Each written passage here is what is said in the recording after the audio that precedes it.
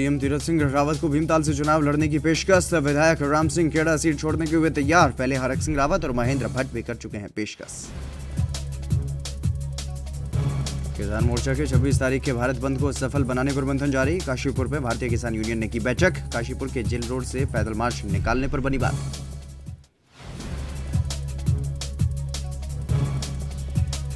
उत्तराखंड में एक बार फिर से बढ़ने लगे कोरोना के नए मामले। 24 घंटे में 94 नए मामले आए सामने, तो 2 लोगों की हुई मौत।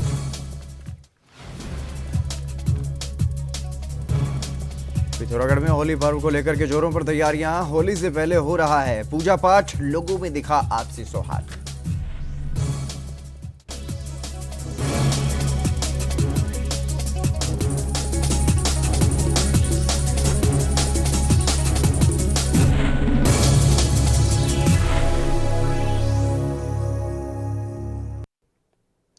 नमस्कार, एएनबी न्यूज देख रहे हैं आप और मैं हूं आपके साथ हितेंद्र। अपना उत्तराखंड में आप सभी का स्वागत है। बुलेटिन का आगाज करेंगे। मुख्यमंत्री तीरथ सिंह रावत को अपनी सीट से चुनाव लड़ने की पेशकश करने वालों में एक नाम विधायक राम सिंह खेड़ा का भी अब जुड़ गया है। खेड़ा ने मुख्यमंत्री को अपनी सीट से चुनाव लड़ने की पेशकश की है और खेड़ा भीमताल से विधायक हैं और 2017 में वो निर्दलीय प्रत्याशी के तौर पर चुनाव जीते थे। तब बीजेपी प्रत्याशी दूसरे स्थान पर रहे थे और खेड़ा ने यह कहा है कि मेरी इस संबंध में मुख्यमंत्री से बातचीत हुई है, मैं उनके लिए सीट छोड़ने को तैयार हूं। मुख्यमंत्री भीमताल से चुनाव लड़ेंगे तो ओखलकांड, धारी, रामगढ़ और भीमताल क्षेत्र के विकास को मजबूती मिलेगी। और खेड़ा से पूर्व बीजेपी के 2 और विधायक भी मुख्यमंत्री के लिए सीट खाली करने की घोषणा कर चुके हैं। सबसे पहले बद्रीनाथ से विधायक महेंद्र भट्ट ने मुख्यमंत्री से मुलाकात करके उनसे अपनी सीट पर चुनाव लड़ने का अनुरोध किया था और उनके बाद अब कैबिनेट मंत्री डॉक्टर हरक सिंह रावत ने भी मुख्यमंत्री को अपनी सीट पर चुनाव लड़ने की पेशकश की थी। डॉक्टर रावत कोटद्वार से विधायक हैं और रपोड़ी गढ़वाल लोकसभा से चुनाव लड़ने के इच्छुक हैं।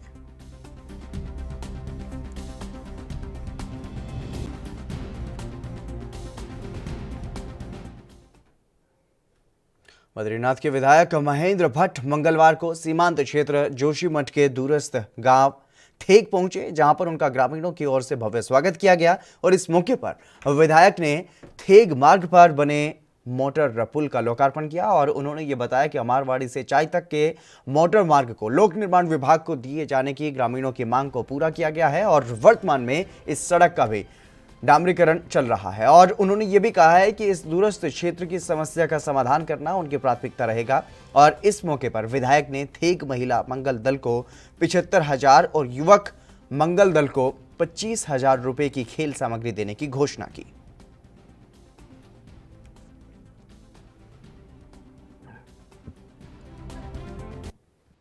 मुझे आज बहुत खुशी है कि मैं आज जोशीमठ के सबसे सीमांत गांव और थेंग, जहां के लोगों की एक ही मांग थी कि सड़क सड़क सड़क, आज उस गांव के लिए हमने इस पुल का उद्घाटन कर दिया है और वहां मैं सड़क मार्ग से वहां पहुंचा हूं और मुझे बताते हुए खुशी है कि आज इस सड़क के लिए डामरीकरण के लिए भी धनराशि स्वीकृत हो गई है। यह सड़क ऐसी सड़क थी कि जिसमें ठेकेदार द्वारा गलत काम करने के बाद और लगभग 1 करोड़ रुपये की हमने उससे रिकवरी की है, दूसरा टेंडर लगाए और आज मुझे बहुत खुशी है कि हम गाँव में। उत्तराखंड में कोरोना संक्रमण एक बार फिर से बढ़ने लगा है। यहां पर पिछले 24 घंटे की अगर बात की जाए तो 94 संक्रमित मरीज सामने आए हैं। वहीं 2 मरीजों की मौत हो गई है और प्रदेश में कुल संक्रमितों की संख्या 98,646 हो गई है। प्रदेश में एक्टिव केस की संख्या भी लगातार बढ़ रही है और स्वास्थ्य विभाग के अनुसार मंगलवार को 14,007 सैंपल की जांच रिपोर्ट नेगेटिव आई है। और वहीं देहरादून की अगर बात की जाए तो सबसे ज्यादा 47 मामले सामने आए और हरिद्वार में 20, नैनीताल में 8, टिहरी में 10, चमोली में 6, रुद्रप्रयाग में 1 और ऊधम सिंह नगर में 2 केस सामने आए हैं। जबकि अल्मोड़ा, बागेश्वर, चंपावत, पौड़ी, पिथौरागढ़ और उत्तरकाशी में एक भी संक्रमित मरीज नहीं पाया गया। इसके अलावा मंगलवार को 52 मरीजों को ठीक होने के बाद उन्हें डिस्चार्ज किया गया और इसे मिलाकर के 94,585 मरीज अब तक ठीक हो चुके हैं। और संक्रमितों की तुलना में ठीक होने वाले मरीजों की संख्या कम होने से सक्रिय मरीज अब बढ़ गए हैं और वर्तमान में 930 सक्रिय मरीजों का इलाज चल रहा है।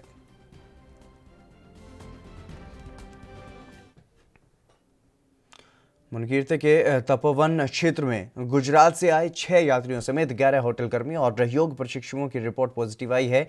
इन 11 व्यक्तियों को मुनी किरेती स्थित कोविड केयर सेंटर में वहां पर रखा गया है। दरअसल तपोवन चेक पोस्ट पर 18 मार्च को गुजरात से आए 22 यात्रियों के कोरोना रिपोर्ट बीते सोमवार को पॉजिटिव आई थी। मंगलवार को भी यहां पर 17 व्यक्तियों की रिपोर्ट पॉजिटिव आई और प्रभारी चिकित्सा अधिकारी डॉक्टर जगदीश चंद्र जोशी ने यह बताया कि 19 मार्च को तपोवन चेक पोस्ट पर गुजरात से आए 6 व्यक्तियों की आरटीपीसीआर जांच के लिए सैंपल भेजा गया था, जिसकी मंगलवार को रिपोर्ट आई और सभी पॉजिटिव हैं। ये यात्री यहां से जा चुके हैं और इनके फ़ोन नंबर प्राप्त कर लिए गए थे, उनसे संपर्क किया जा रहा है। उन्हें बताया कि महाराष्ट्र और गुजरात में बढ़ते मामलों को देखते हुए तपोवन क्षेत्र के होटल और योग सेंटर में जाँच शुरू कर दी गई है।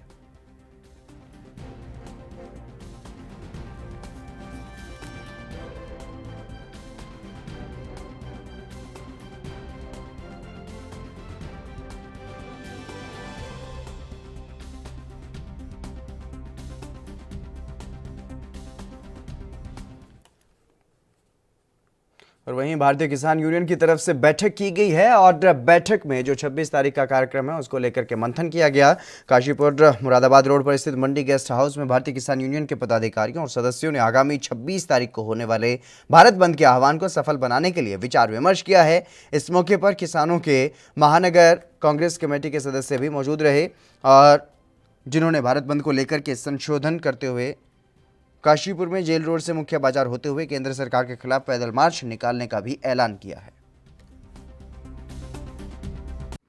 देखिए, जो किसान यूनियन का एक जो राष्ट्रीय एजेंडा आया था कि 26 तारीख को बाजार बंद का आह्वान आया था, उसके साथ साथ ये भी सभी किसान भाइयों का था कि क्योंकि 28 तारीख को होली का बहुत नज़दीक त्यौहार है और उसमें जो है सभी व्यापारी भाइयों को दिक्कत होगी, तो हम सबका मकसद किसान एकता को एकजुट करते हुए और किसान भाइयों की मांगों को मांगते हुए और सभी किसान भाइयों का ये आपस में मशवरा बना कि व्यापारी भाइयों से सहयोग करते हुए उनसे ये कहा जाएगा कि आप सभी लोग हमें सहयोग करें और जुलूस की शक्ल में और अपनी मांगों को रखते हुए 26 तारीख को सभी लोग मार्केट में पूरे मेन बाज़ार में घूमेंगे और सभी व्यापारी भाइयों से सहयोग करेंगे। कांग्रेस पार्टी की यदि बात आप करें तो पहले दिन से हम सब लोग साथ हैं।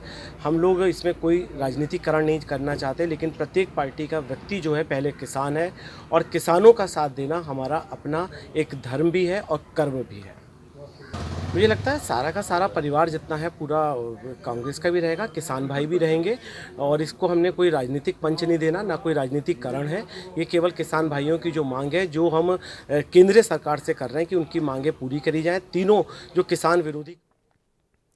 वहीं पिथौरागढ़ में होली पर्व को लेकर के तैयारियां जोरों पर हैं और यहां होली पर्व को लेकर पूजा पाठ किया जा रहा है, जिसमें दूर दूर से लोग पहुंच रहे हैं। इस मौके पर स्थानीय लोगों का यह कहना रहा कि यहां सभी धर्मों के लोग मिलकर होली मनाते हैं और धर्म जात को कोई बंधन यहां पर नहीं है।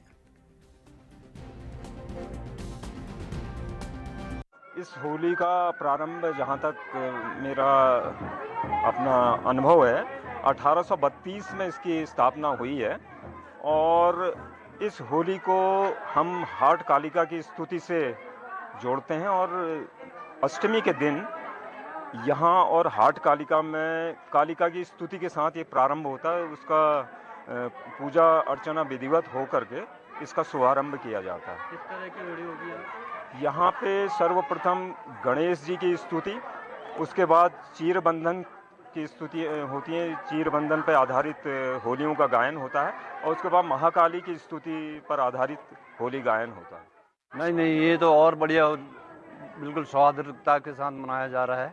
यहाँ पर खासकर मुसलमान भाई लोगों ने जितना सहयोग दिया है वो तारीफ के योग्य है और धर्म के लोग यहाँ पर को आके ये पूरी होली खड़ी होली के रूप में मनाई जाती है।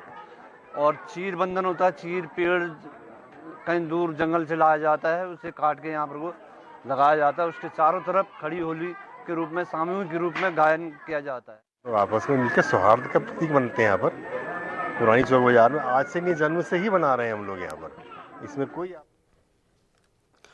उत्तराखंड के रुड़की की भगवानपुर पुलिस ने 50 लाख रुपए की स्मैक के साथ एक महिला को गिरफ्तार किया है और महिला अपने पति के साथ मिलकर इस गोरख धंधे को अंजाम देती थी। वहीं घटना का खुलासा करते हुए एसपी देहात उपेंद्र डोभाल ने यह बताया है कि वरिष्ठ पुलिस अधीक्षक के नेतृत्व में जनपद में नशे के विरुद्ध चलाए जा रहे अभियान के अंतर्गत भगवानपुर पुलिस को इस पर कार्रवाई के लिए निर्देशित किया गया है। और वहीं भगवानपुर पुलिस को सूचना प्राप्त हुई है कि राशिद और उसकी पत्नी सहिस्ता निवासी सिकंदरपुर भैंसवाल के घर में भारी मात्रा में स्मैक रखी हुई है और सूचना पर कार्रवाई करते हुए टीम का गठन किया गया है। टीम ने मौके पर दबिश दी तो सहिस्ता पत्नी राशिद की निशानदेही पर उसके घर से अवैध स्मैक बरामद हुई, जिसकी अंतर्राष्ट्रीय बाजार में कीमत 50 लाख रुपए बताई गई है।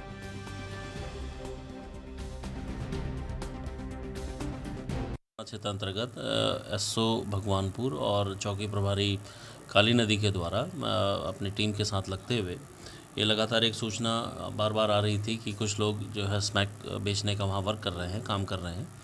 इस सूचना पे इनके द्वारा जब कार्रवाई की गई सीओ मंगलौर के नेतृत्व में, तो उसमें एक जो व्यक्ति था राशिद, वो तो फरार हो गया और जो उसकी वाइफ जो उसके साथ इस काम में लगी हुई थी राशिद साहिस्ता, ये अरेस्ट हुई है और इसके साथ करीब 142 ग्राम के आसपास हमें स्मैक मिली है।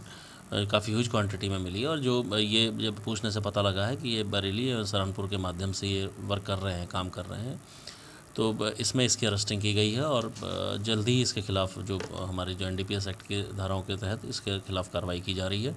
साथ में इस ग्रुप में और भी जो लोग शामिल हैं, जो भी लोग इसमें शामिल किसी भी इसमें हैं, उनके खिलाफ भी कार्रवाई की जाएगी। सर, इससे पहले भी कोई महिला गिरफ्तार हुई है? ये अभी तक पिछले कुछ समय में पहली बार कोई महिला इस तरीके से इन गतिविधियों में लिप्त हुई है या हमें दिखी है, तो इसलिए इसके खिलाफ भी ये कार्रवाई की गई है। सर, कितनी कीमत?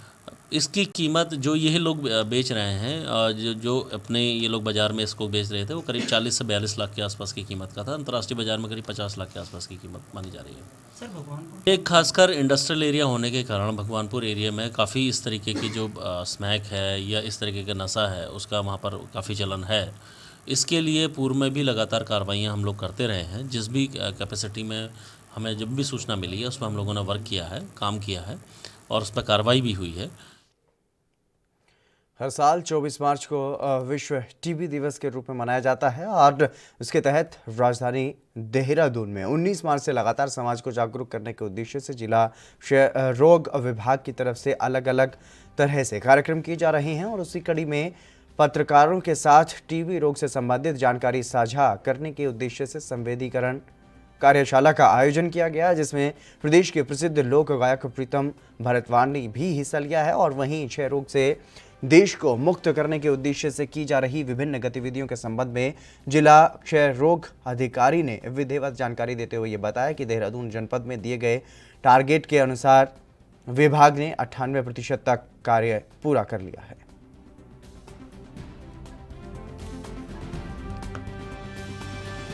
मार्च के हमने पूरा एक सप्ताह लिया है इसके लिए टीबी अवेयरनेस प्रोग्राम के लिए, क्योंकि 24 मार्च को विश्व टीबी दिवस मनाया जाता है। इसके लिए हम कई दिनों से कार्यक्रम कर रहे हैं। अभी पिछले दिवस हमने विभिन्न धर्म गुरुओं को, क्योंकि मेरा ये मानना है कि समाज में धर्म गुरुओं का अपना बहुत सर्वोच्च स्थान होता है। उनकी कही हुई बात को उस धर्म वाला अनुयायी उसका जो है पत्थर की लकीर मानता है, तो उनके माध्यम से भी हमने जो है ये बात कहलवाई है। और आज हमने आदरणीय श्री प्रीतम भरतवान जी, जो कि लोक गायक हैं और स्थानीय व्यक्ति हैं, तो उनको भी हमने आज अनुरोध किया था कि वो अगर स्वीकार करेंगे हमारा ब्रांड एम्बेसडर बनेंगे, उसमें हम अभी कार्रवाई करेंगे और उनके माध्यम से कुछ लोकगीत और इस प्रकार के हम जो है थोड़े से स्लोगन लेंगे, जिनको विभिन्न माध्यमों से हम जो है जनता में जागरूकता के लिए, क्योंकि सबसे जो टीबी के साथ जो कमी अभी तक रही है कि लोग उसके प्रति भागते हैं। अगर किसी को शक भी होता है कि मुझे टीबी हो गई है, तो टीबी को छुपाता है, घर में भी नहीं बताता है, नहीं इवन डॉक्टर को बताता है। मैं अपने इतने साल की सर्विस में कई बार मेरे पास जो रोगी आते हैं, तो उनसे मुझसे पुराना इतिहास पूछा जाता है, तो वो जल्दी बताता नहीं है कि मुझे 5 साल पहले टीबी भी थी। वो ये नहीं समझता कि इसका उससे कितना नुकसान हो रहा है। वो सिर्फ एक सोशल स्टिग्मा एक जो बन गया है, उसकी वजह से उसको दूर करने के लिए हमने आज ये प्रोग्राम किया है कि आपके माध्यम से ये मैसेज जाए लोगों को कि बीमारी छिप। सभी 13 अखाड़ों में सबसे बाद में शामिल होने वाला निर्मल अखाड़ा है और निर्मल अखाड़ा गंगा और धर्म शास्त्रों में पूर्ण आस्था रखने वाला है। अखाड़ा गुरु गोविंद सिंह महाराज के साथ साथ गुरु ग्रंथ साहिब को आराध्य मानता है और ये अकेला अखाड़ा है जहां चिलम, सिगरेट आदि किसी भी प्रकार के धूम्रपान की सख्त मनाही है। अखाड़े में नशे पर पूर्ण प्रतिबंध है। लाखों सिख निर्मल अखाड़ा के अनुयायी हैं और निर्मल संतों का इकलौता निर्मल अखाड़ा सिख गुरुओं के उपदेश और वेद पुराणों के ज्ञान पर आधारित है। 13 अखाड़ों में निर्मल अखाड़े की स्थापना भी सबसे बाद में 17वीं शताब्दी में हुई थी और कुंभ नगर में इस अखाड़े की पेशवाई भी समस्त अखाड़ों के बाद निकलती है और धर्म ध्वजा भी अंत में चढ़ाई जाती है। और कुंभ में शाही स्नानों में इस अखाड़े के स्नान अंत में होता है और मुख्य स्नान के दिन तो इस अखाड़े के स्नान कई बार तो रात में होता है। हरिद्वार कुंभ मेले के लिए अखाड़ों की ओर से बनाई गई छावनियों के बाहर बने हवन कुंडों से धर्मनगरी का पर्यावरण भी महक रहा है और दिन निकलते ही शाम तक संत हवन शुरू करते हैं। इसमें डाले जाने वाली सामग्री से उठ रहा सुगंधित धुआं वातावरण को महका रहा है। सरकार की ओर से भले ही महाकुंभ शुरू करने के लिए आधिकारिक सूचना 1 अप्रैल से जारी की जाएगी, लेकिन पेशवाई निकालने के बाद कुंभ पहुंचे अखाड़ों ने छावनियों के बाहर हवन यज्ञ शुरू कर दिए हैं। धर्मनगरी क्षेत्र में काफ़ी संख्या में छावनियां और बैरागी कैंप हैं और हवन कुंडों में सन्यासी चंदन, चूरा, आम, कई प्रकार के दिव्य लकड़ियां, काले और सफ़ेद तिल, गूगल, हवन सामग्री, लोबान, कपूर, शुद्ध देसी घी आदि डालते हैं और निरंजनी अखाड़े की छावनी माया देवी मंदिर परिसर में बनी अग्नि और आह्वान अखाड़े की छावनी सेवा सदन इंटर कॉलेज में प्रांगण में जूना अखाड़ा कनखल में बनी महानिर्वाणी अखाड़े छावनी के लगभग 200 शिविरों के बाहर हवन कुंड बने हैं और इसके अलावा बैरागी कैंप और अन्य स्थानों में भी साधु संतों की ओर से हवन यज्ञ किए जा रहे हैं। हवन करने के दौरान उठने वाला धुआं शहर की आबो हवा में घुलकर शहर वासियों को पर्यावरणीय ऊर्जा दे रहा है। अप्रैल में महाकुंभ के शाही स्नान पर मेला क्षेत्र की सड़कें और हाईवे वन वे होगा। अगर कोई वाहन या फिर पैदल व्यक्ति गलत साइड चलेगा तो तुरंत इसका अलर्ट मेला कंट्रोल रूम में पहुंचेगा। कंट्रोल रूम से उस क्षेत्र में ड्यूटी कर रहे पुलिसकर्मी को तुरंत मौके पर भेजा जाएगा। दरअसल महाकुंभ को लेकर के कुंभ मेला पुलिस लगातार अपनी तैयारियों को अमली जामा पहना रही है। शाही स्नान के दौरान होने वाली श्रद्धालुओं की भीड़ में अक्सर कई बार वाहन हाईवे या फिर मेला क्षेत्र की सड़कों पर उल्टी दिशा में पहुंच जाते हैं। अब कुंभ मेला क्षेत्र पूरी तरह से वन वे किया जाएगा और एक बार जिधर से जाएंगे उधर से वापसी नहीं होगी। इसके लिए मेला पुलिस ने मेला क्षेत्र और हाईवे पर लगाए गए सीसीटीवी में सॉफ्टवेयर अपडेट किया जा रहा है और उल्टी दिशा में जा रहे किसी भी वाहन या फिर व्यक्ति को सॉफ्टवेयर तुरंत ही पकड़ लेगा। सॉफ्टवेयर तुरंत ही मेला कंट्रोल रूम में अलर्ट भेजेगा और बताएगा कि इस समय हाईवे या मेला क्षेत्र में कितने लोग उल्टी दिशा में चल रहे हैं और इसके बाद कंट्रोल रूम में तैनात पुलिसकर्मी या फिर अधिकारी उस जगह पर तैनात पुलिसकर्मियों को संदेश भेज करके वाहनों को सही दिशा में चलने के लिए कहेंगे और वहीं सॉफ्टवेयर ये भी अलर्ट भेजेगा कि बिना मेला क्षेत्र में कितने व्यक्ति बिना मास्क के घूम रहे हैं। उत्तराखंड में इस साल 4 धाम यात्रा के लिए 15 अप्रैल से ऑनलाइन ग्रीन कार्ड बनाने की प्रक्रिया शुरू की जा रही है और उसकी तैयारी की जा रही है। भारी वाहनों के लिए इसका शुल्क 600 रुपये और छोटे वाहनों के लिए शुल्क 400 रुपये प्रस्तावित किया गया है। जल्द ही इसके आदेश जारी होने की उम्मीद है और आवेदकों को इसके लिए परिवहन विभाग की ओर से बनाए गए पोर्टल पर आवेदन करना होगा। पोर्टल का नाम भी जल्द ही सार्वजनिक कर दिया जाएगा। प्रदेश में 4 धाम यात्रा के दौरान राज्य के बाहर से आने वाले व्यावसायिक वाहनों को हर साल 15 से 20 हज़ार ग्रीन कार्ड जारी किए जाते हैं। ग्रीन कार्ड एक ऐसा कार्ड होता है जिससे ये जानकारी मिलती है कि संबंधित वाहन के सारे दस्तावेज पूरे हैं और वाहन की फिटनेस भी चेक कर ली गई है और ये पर्वतीय मार्गों पर चलने को लेकर के पूरी तरह से फिट हैं। इसका मकसद वाहन दुर्घटना के साथ ही इनके अवैध संचालन पर भी रोक लगाना है। अभी तक यात्रा के दौरान विभिन्न आरटीओ और एआरटीओ कार्यालय में ये कार्ड बनाए जाते हैं और यात्रा सीजन में ग्रीन कार्ड बनाने के लिए वाहनों की लंबी लगने वाली कतारों को देखते हुए परिवहन विभाग ने हल्के और भारी वाहनों के लिए ऑनलाइन ग्रीन कार्ड बनाने का ये फैसला लिया है। ये योजना बीते साल 4 धाम यात्रा शुरू होने से पहले लागू की जानी थी। कोरोना के कारण लागू लॉकडाउन के कारण ये व्यवस्था लागू नहीं हो सकी, लेकिन अब सभी प्रदेशों में निर्बाध आवागमन शुरू हो चुका है, तो चार धाम यात्रा के भी पूरी तरह से सामान्य होने की उम्मीद है। चार धामों के कपाट खोलने की प्रक्रिया भी शुरू हो चुकी है। माना जा रहा है कि 15 मई से यात्रा शुरू हो जाएगी। वहीं चमोली जिले के बद्रीनाथ धाम, हेमकुंड साहिब, गोरसों और जिले की ऊंची चोटियों पर दूसरे दिन भी बर्फबारी होती रही।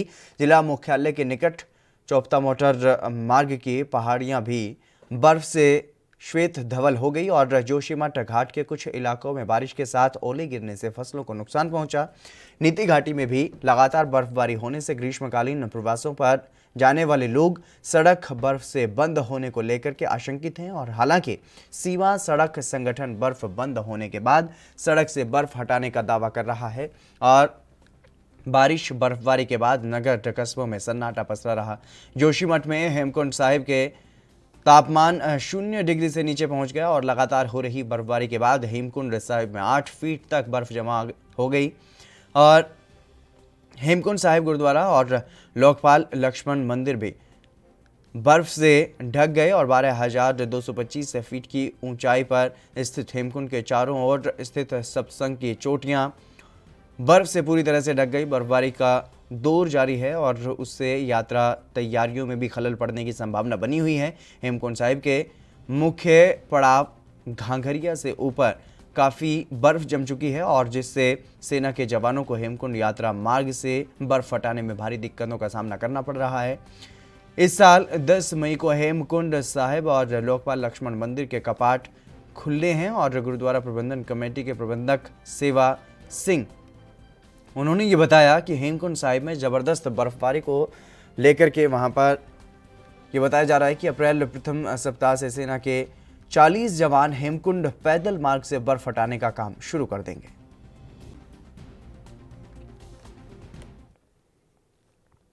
उत्तराखंड में सोमत के धारचूला और मुनस्यारी में वन विभाग ने आजीविका संवर्धन, पलायन रोकने और रोजगार के वैकल्पिक अवसर बढ़ाने के लिए अभिनव प्रयोग किया है।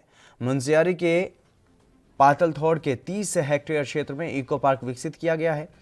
इससे क्षेत्र में पर्यटन गतिविधियां बढ़ी हैं और यहां पर आपदा रोधी 10 आधुनिक हटों का निर्माण भी किया गया है। ऐसी आपदा रोधी इको हट पूरे देश में सिर्फ यहीं पर स्थित है और विश्व की सर्वाधिक ऊंचाई 9,000 फुट पर ट्यूलिप गार्डन का सफल प्रदर्शन वन विभाग इको पार्क में पिछले साल कर चुका है और अब विभाग इसका विस्तार करने की दिशा में काम कर रहा है। मुनस्यारी के इसी इको पार्क में उत्तराखंड वन विभाग ने पहला पक्षी पर्यटन आधारित ग्रोथ सेंटर भी विकसित किया। मुनस्यारी में ही 1200 वर्ग मीटर के क्षेत्र में ट्यूलिप गार्डन भी तैयार किया गया है। इस पार्क में हट के साथ टेंट में रहने की सुविधा भी उपलब्ध है और इस परियोजना के लिए 7,000 ट्यूलिप बल्ब हॉलैंड से मंगवाए गए हैं और हट के माध्यम से बेरोजगार युवाओं का विभिन्न विषयों में कौशल विकास कर उन्हें आत्मनिर्भर बनाया जा रहा है। उत्तराखंड में केंद्र और प्रदेश सरकार की विभिन्न सेवाओं को इस समय कॉमन सर्विस सेंटर यानी कि CSC के माध्यम से संचालित किया जा रहा है। ये सर्विस सेंटर स्थानीय निवासियों की ओर से ही संचालित किए जा रहे हैं। हालांकि प्रदेश में पंजीकृत सभी CSC पूरी तरह से कार्यशील नहीं हो पाए हैं। प्रदेश में पंजीकृत 12,317 CSC में 8,858 ही कार्यशील हैं और प्रदेश में इस समय नागरिकों को ई-डिस्ट्रिक्ट योजना के साथ केंद्र की अन्य योजनाओं की सुविधाएं CSC के जरिए दी जा रही हैं। इन सेवाओं में बैंकिंग सेवाएं, शिक्षण संबंधी सेवाएं, चिकित्सा सेवाएं, बीमा सेवाएं और कौशल विकास, रोजगार आवेदन, प्रशिक्षण कोर्स, ट्रैवल बुकिंग, प्रधान जन आरोग्य के तहत गोल्डन कार्ड बनाना, प्रधानमंत्री श्रम योगी मानधन योजना के लिए पंजीकरण सुविधा आदि शामिल हैं। और इतना ही नहीं, इन्हीं CSC के जरिए ग्रामीण उद्यमियों को प्रधानमंत्री डिजिटल साक्षरता अभियान में 5 लाख से अधिक को साक्षर करने का लक्ष्य रखा गया है और साथ ही ईमेल संचालन, डिजिटल लेन देन और डिजिटल सेवाएं प्रदान करने वाले उपकरण के संचालन को प्रशिक्षित किया जाना है। प्रदेश सरकार का मकसद CSC के जरिए स्थानीय पढ़े लिखे लोगों को रोजगार देना भी है। इसके लिए इन्हें CSC खोलने के लिए प्रेरित भी किया गया और शुरुआत में इसके पंजीकरण तेजी से हुए, लेकिन उपकरण और अनुभव की कमी को देखते हुए सभी पंजीकृत सीएससी कार्यशील नहीं हो पाए।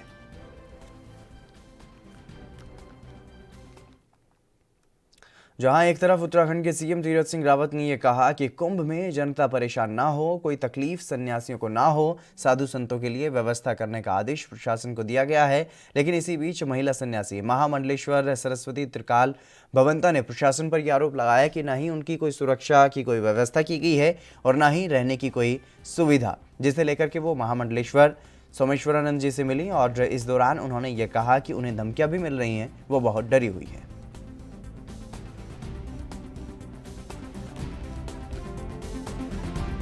अभी हमारी देवियों के लिए, हमारे अखाड़े के लिए कहीं कोई व्यवस्था नहीं है। मैं कभी इधर उधर भटक रही हूँ, सरकार से मिल रही हूँ और ऊपर से हमारे तथाकथित अखाड़ा परिषद अध्यक्ष नरेंद्र गिरी की तरफ से बार बार धमकियां आ रही हैं और हम उनसे एकदम भयभीत हैं और हमारी जानमाल का खतरा है।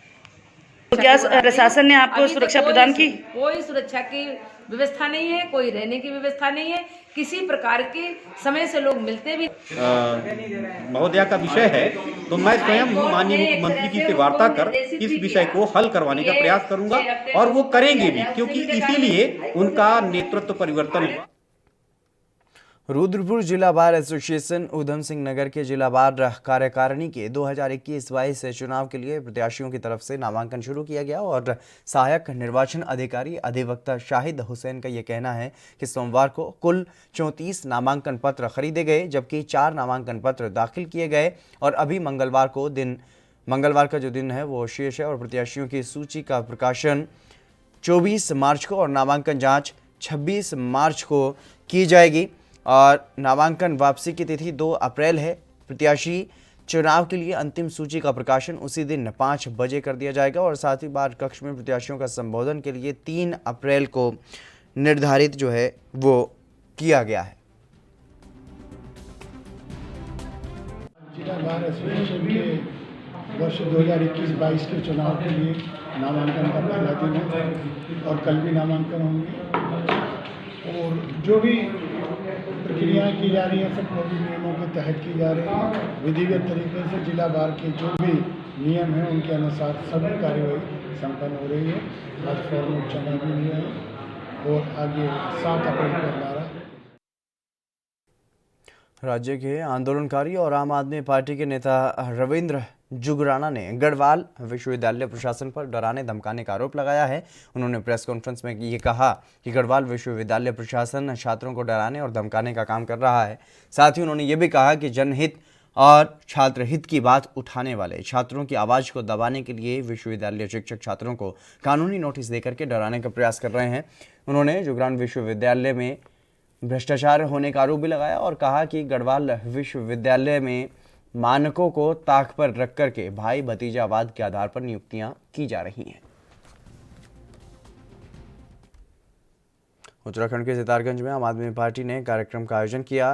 खटीमा मार्ग स्थित एक स्थानीय होटल में पार्टी के कार्यक्रम में ऊधम सिंह नगर और नैनीताल के जोनल प्रभारी धर्मवीर सिंह अवाना ने शिरकत की और इस दौरान जोनल प्रभारी ने पार्टी कार्यकर्ताओं को संबोधित करते हुए बीजेपी पर जमकर निशाना साधा। उन्होंने प्रदेश में बेरोजगारी, बढ़ती महंगाई और विद्युत दरों की बढ़ी हुई कीमतों पर नाराजगी जताई है और साथ ही प्रदेश में भ्रष्टाचार और क्राइम के लगातार बढ़ते स्तर पर सरकार पर जोनल प्रभारी ने सरकार को आड़े हाथों लिया है।